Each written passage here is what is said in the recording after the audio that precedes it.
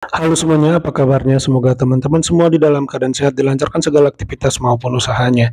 Ya, pada video kali ini saya mau mengajak teman-teman menyaksikan argumentasi yang sangat-sangat keras sih menurut saya dari Deddy Sitorus ini.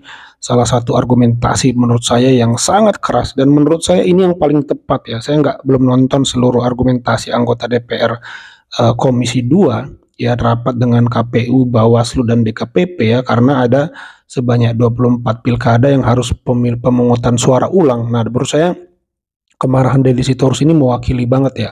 Justru kalau ada anggota DPR yang tidak marah, hanya biasa saja responnya, menurut saya ini harus dipertanyakan semangatnya dalam apa ya, menegakkan gitu teman-teman aturan-aturan yang ada. Karena dampak daripada ini adalah pemungutan suara ulang yang itu memakan uang anggaran dari rakyat lagi yang harusnya bisa dimanfaatkan buat lain ya.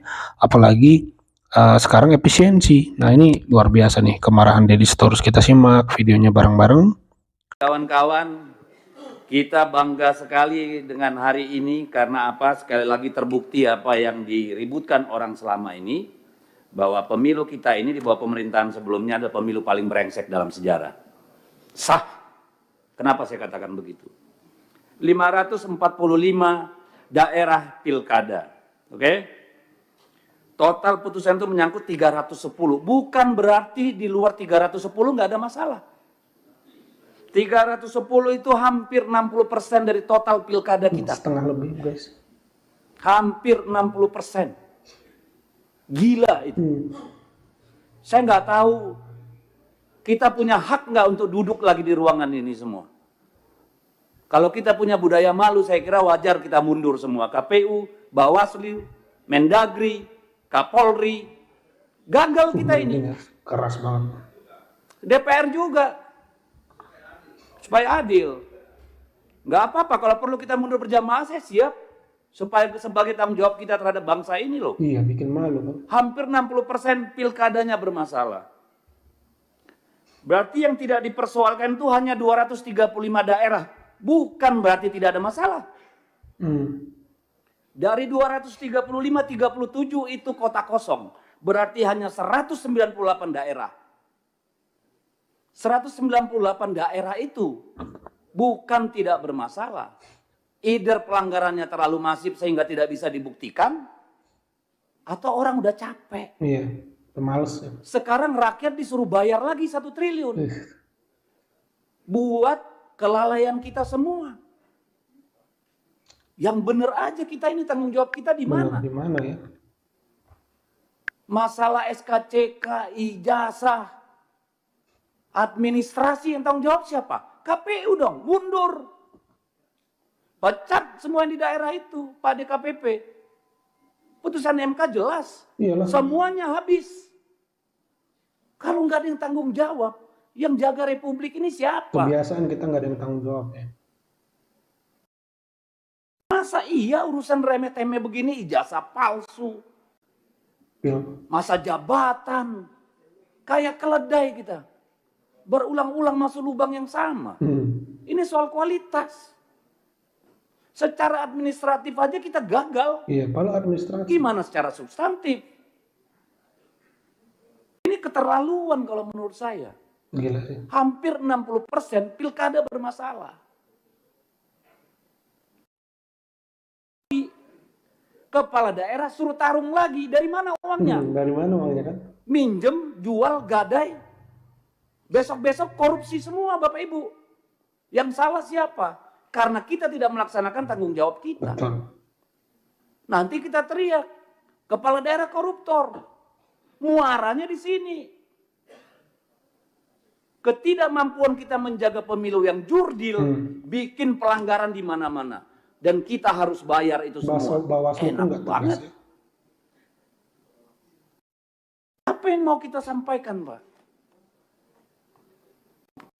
Tidak adil kalau ini ditimpakan sama pemerintah daerah. Sudah anggaran dipangkas, suruh lagi dibiayai nih kelalaian kalian semua. Tidak akan ada gugatan kalau Gakumdu itu benar-benar kerja. Tidak akan ada yang masif kalau PJ-nya itu benar-benar punya marwah. Bawaslu-nya kerja benar. DKPP-nya kerja benar. Malu kita, Pak. Iya. Ini bukan cuma soal anggaran, ini soal peradaban. Ini bukan soal teknis. Buat apa kita pemilu?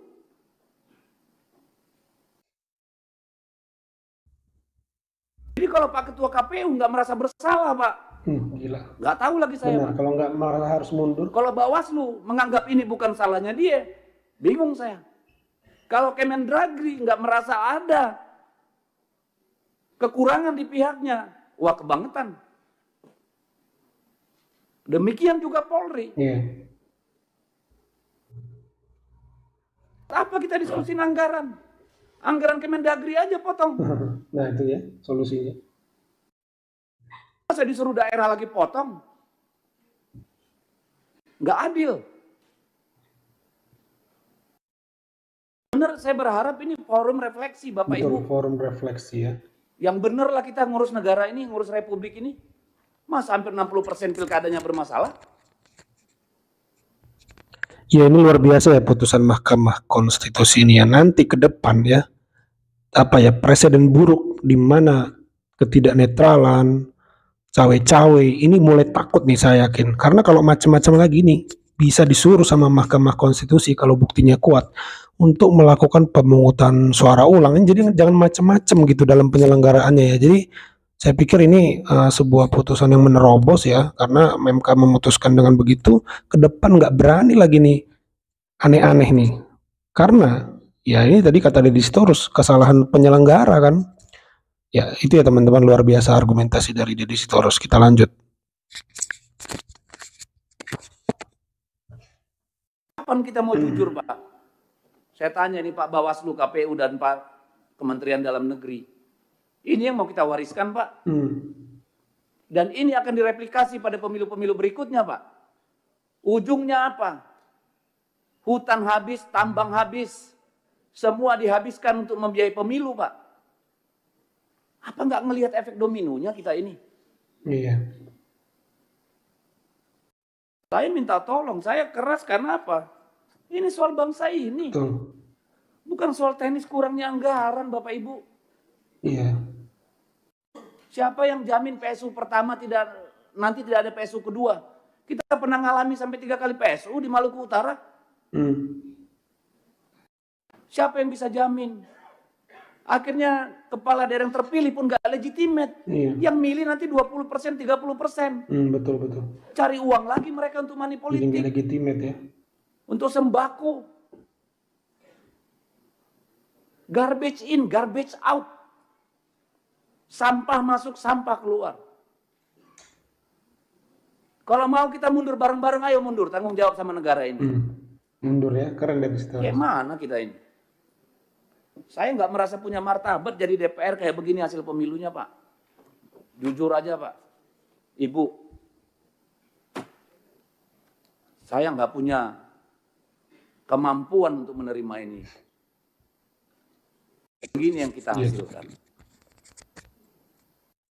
Merinding saya guys ya dengar argumentasi Deddy Sitorus. Jadi bukan soal yaudah PSU ulang anggarannya tapi kurang, yuk cari akal dari mana anggarannya. Wah, ini menurut saya respon yang sangat dangkal dan membuktikan tidak ada beban pada mereka untuk menyelenggarakan pemilu ini dengan lebih baik atau rasa malu. Tadi Deddy Sitorus sudah dalam tanda kutip ngebantai, membungkam semua pikiran-pikiran remeh ya teman-teman, yang harusnya tidak muncul dari penyelenggara. Harusnya yang muncul itu apakah saya harus mundur dari jabatan saya harusnya malu, saya harusnya mundur, harusnya saya pecatin tuh di daerah-daerah yang penyelenggara tidak bagus menyelenggarakannya. Ini kan argumentasi Deddy Sitorus ya teman-teman, dan ini menurut saya respon yang paling tepat. Saya belum lihat juga respon anggota DPR yang lain, tapi saya rasa ini udah paling level tinggi ya Deddy Sitorus ini dalam merespon, karena sangat marah, dan amarahnya ini amarah yang benar ya teman-teman. Ada amarah yang tidak tepat, tapi ini amarah yang dibutuhkan, amarah yang benar untuk situasi saat ini. Marah bukan karena emosi, tetapi marah karena memang dia harus marah ya atas kondisi yang ada. Jadi luar biasa ya Deddy Sitorus menjaga ya uang rakyat lah ya, agar tidak sepele lagi. Ini bukan soal anggarannya kurang, tarik dari sini, ini remeh sekali pembahasannya kalau itu ya. Tapi ini kok bisa terjadi? Why? Harus dimulai dengan pertanyaannya kok bisa gitu teman-teman kan. Jadi luar biasa ya. Coba kita simak dikit lagi ya. Kita semua bagian dari persoalan. Diam semua ya. Bukan cuma soal jabatan. Tanggung jawab kita pada anak-anak kita, Bapak Ibu. Masih ada nggak itu di dada kita? Masih ada nggak ya? Ngeri nih. Yang begini ini mau kita wariskan. Ini anggota DPR nih semua ini babak belur, Pak. Berdarah-darah, Pak. Kemarin pemilu. Pemilu berikutnya. Apa yang berani bertarung di DPR, Pak?